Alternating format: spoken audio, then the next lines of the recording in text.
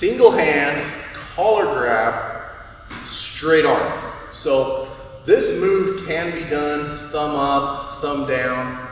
Okay, thumb down is going to be pretty rare with a straight arm, but there is a move for that on Alios. It happens to be the same move that Pedro shows with the thumb up. Okay, so when we do this move, we want to make sure that we turn our opponent's thumb down. Whether it starts up, starts down, it needs to end pointing down. Okay. So with that in mind, I'll show the move and we'll break it down. Okay. I'm here, I'm pulling,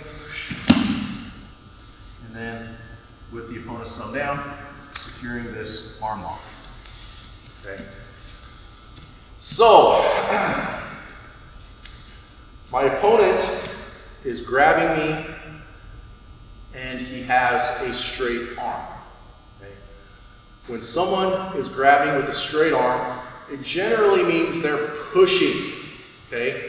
If Josh were to pull, what happens to his arm? It bends. Okay? So anytime you see straight arm, it's a push for the most part. Anytime you see bent arm, it's a pull. So a lot of times when we practice these, we kind of just sit here and let our partner do their thing. Straight arm, bent arm, whatever it might be. But this is a good place to start, but eventually, when we get good enough to practice these, we want to make these as realistic as possible. I'm going to give Josh a good push when he does this move. That way, it's realistic. And to be honest, it's harder when we don't make it realistic. The more I push on this move, the easier it actually is. So if you can do it with your partner just standing here, it's a lot easier to do once they actually push in. Okay? And I'll talk about why. So, Josh is grabbing, he's got a straight arm, it means he's pushing. For now, we're not going to push. I'm going to grab his wrist with my thumbs down. Okay? Nice and secure, right up against the hand. From here, I'm going to step away with my whole body. Okay? If he's not pushing, I need him to move. I need him to come out of his base. If he's standing in place, he's strong. It's going to be hard to do this move. But as soon as I pull him, look, I'm kind of loading up and pulling with my whole body here. Okay? So once I pull him out of his base, everything in his whole body gets weak. And it gets a lot easier to complete the move. So from here, I'm stepping away, turning. This elbow is going to pass over. This grip may or may not break.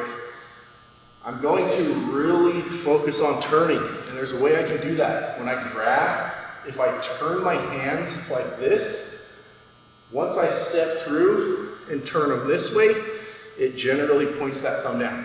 If I just grab like this, sometimes your thumb point is weak. See how it's pointing directly at you? So by preloading the turn, I can get a good thumb turn. Okay, so there's a little trick there. So as I step away, I'm grabbing here. I've turned to preload, stepped away, turned. This elbow is going to pass over. I'm going to drop it right inside of my knee so that he can't pull away. Okay? If it's here or here, okay, it's really easy for him to then pull me out of base. I want to lower down into this nice, strong base here. Okay? Securing his hand, keeping that thumb pointed down. Okay? From here, I'm going to pull up on the wrist, but the submission is going to come from sinking my ribs, my lats, into his arm. Okay? So sometimes we get into this position and we start pulling, and we can't quite get that arm lock. I'm only going to take the slack out of his arm, out of his wrist, but the real submission is going to be here. Okay? So, few more times here. I'll do it nice and slow. I'm preloading the grip. I'm stepping away with my whole body to pull him out of base. This foot's going to step and cut him off. I call it like a cut-off step. Okay? The common mistake that happens here is this.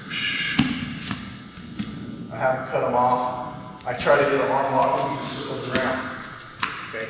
So I've got to step in front. It's kind of, this is going to take some time to get down. I'm preloading, stepping, circle, cut off. Okay? That looks like here with the partner. Boom. I don't want him circling around. Sinking down, taking the slack out of the wrist. Sometimes this alone will make them tap. If it doesn't, I'm going to sink down with the torso. It's hard to see with a partner, so I'll do it without again. Taking the slack out, sinking here to create the arm lock. All right.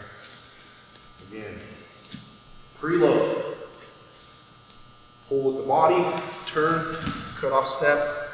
Sometimes this grip doesn't break. It makes the arm lock a little harder, but it's still there, okay, usually.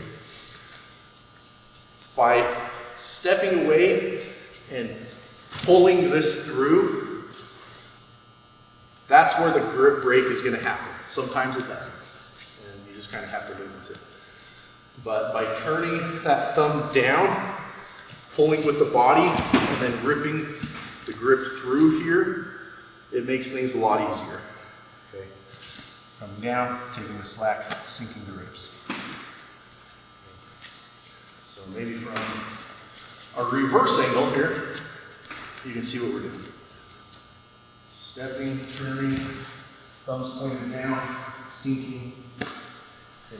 So when your partner is actually pushing, it usually gets a lot easier because now I don't have to focus so much on pulling him. He'll do all of that for me. So if he's giving me a little bit of a push here and I just let him move, he's taking himself out of base there. So I no longer have to do it. So instead, I can just focus on turning the thumb down, my cutoff step, and dropping into the arm lock. So as he pushes, it'll all just kind of happen naturally there. And I no longer have to pull. So get used to pulling, and then once you advance, once you're familiar and comfortable enough with the move, your partner's pushing, boom. It will be super easy at that point.